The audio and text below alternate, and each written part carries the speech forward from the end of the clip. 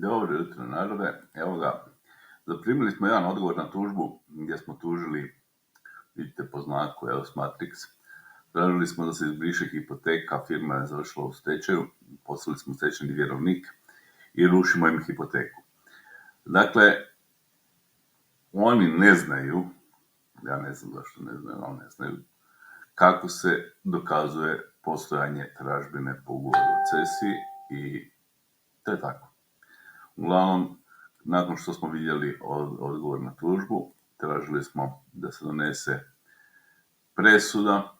Dakle, tvrdimo da ne postoji tražbina koja se osigurava razlučnim pravom i moraju izbrisati tražbinu. Dakle, i kad odete u stečaj, a ostali ste u neki način vezani sa firmom, ima nade.